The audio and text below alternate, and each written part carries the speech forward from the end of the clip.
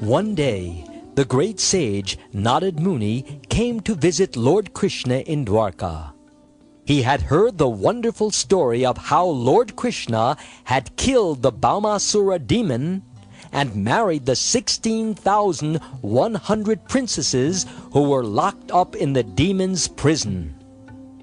Narad was amazed that Lord Krishna had made 16,100 exact forms of himself just to marry them all at the same time in 16,100 palaces.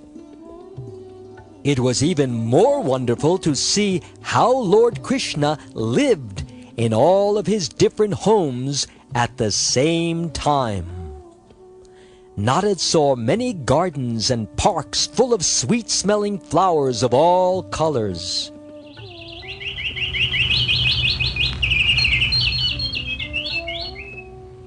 There were lots of trees full of fruits and beautiful chirping birds. Peacocks happily crowed and danced.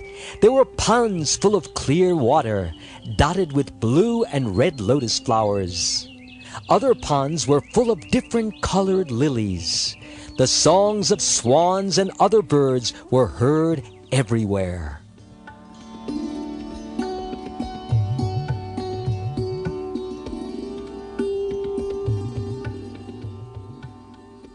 In the glorious city of Dwarka, which was built in the middle of the ocean, there were 900,000 very big palaces built of very lovely marble. The gates and doors were silver, and the pillars in the palaces were decorated with shining jewels, such as touchstone, sapphires, and emeralds. The floors were as bright and shiny as glass.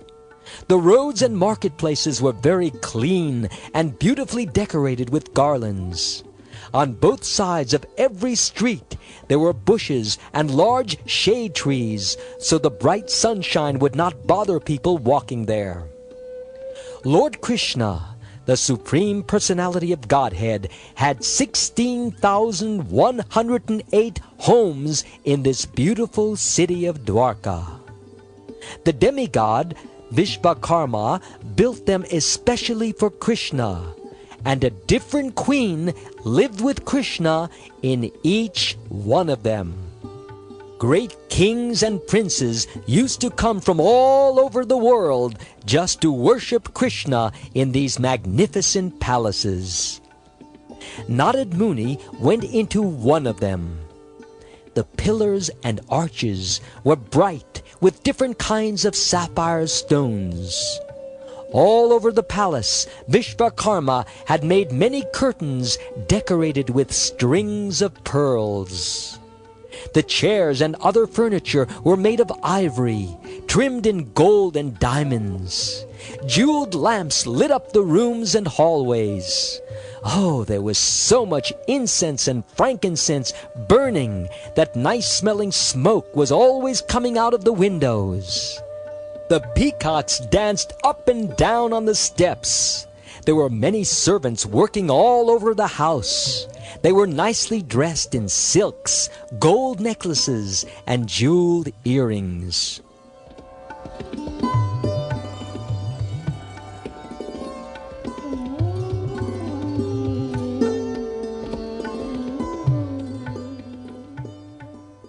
In one palace, Lord Krishna sat with Rukmini Devi.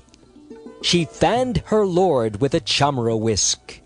As soon as Lord Krishna saw Narad Muni coming into the palace, he stood up to welcome him. Krishna bowed down, touching his helmet to the ground. Then he touched Narad's feet. With folded hands, Lord Krishna asked Narad Muni to sit on his chair. He washed Narad's holy feet, sprinkled the holy water on his own head, and asked Narad, "What can I do to serve you?" Narad Muni said, "My dear Lord, you are the Supreme Personality of Godhead and Master of all. I am only your humble servant. You have kindly asked what you can do for me." I simply pray that I will always remember you wherever I am.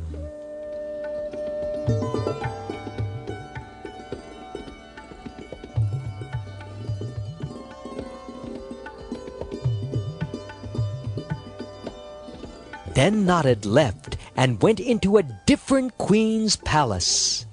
Lord Krishna was sitting with his dear wife and Uddhava playing chess. The Lord immediately got up and invited Narada Muni to sit on his own seat. The Lord worshipped him again, just as he had in Rukmini's palace. He said, "My dear sage, since your holiness is a Brahmin, you are my master. Please order me. What can I do for you?"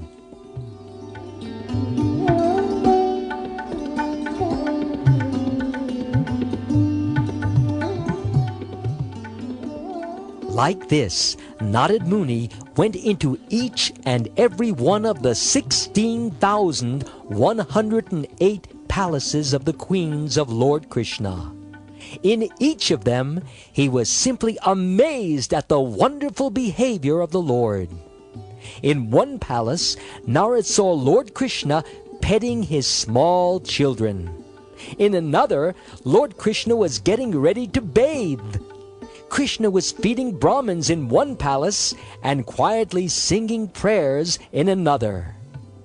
Narada found Krishna practicing fighting with a shield and sword, or riding beautiful horses or elephants, or wandering here and there. Somewhere else, Krishna was sitting in his chair, listening to his devotees singing prayers to him, while in other palaces he was talking with government ministers like Uddhava. In one palace, Krishna was swimming in a pool. In another palace, he was giving away nicely decorated cows in charity to the Brahmins. In another palace, he was listening to the Puranas or holy books, such as the Mahabharata. Somewhere, Lord Krishna was joking with his wife and family. Somewhere else, he was in the temple with his wife. In some palaces, the Lord was making water wells, houses, and gardens for guests, and great monasteries and temples for saints to live in.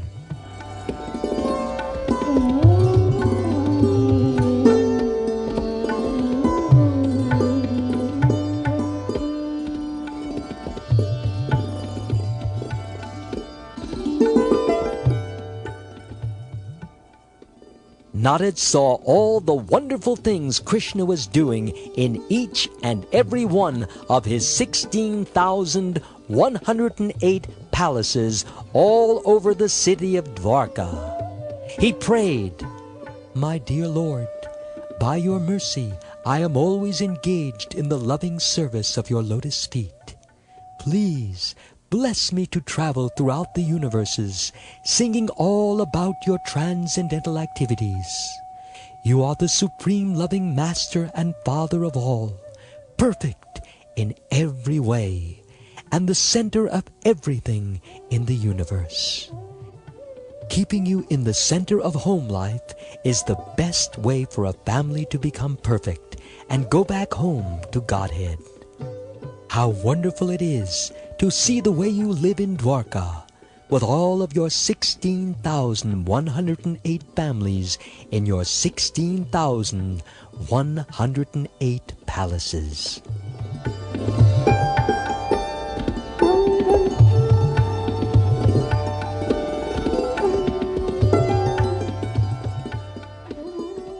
After this prayer, a very joyful Narada Muni left Dwarka to sing the Lord's delightful glories all over the world. Such pastimes can only be enacted by Lord Sri Krishna, the Supreme Personality of Godhead. Anyone who carefully hears how Krishna lived in Dwarka with his devotees will quickly go back home, back to Godhead, and practice devotional service to the Supreme Lord forever. Hare Krishna, Krishna Krishna, Hare Hare, Hare Rama, Rama Rama, Hare Hare.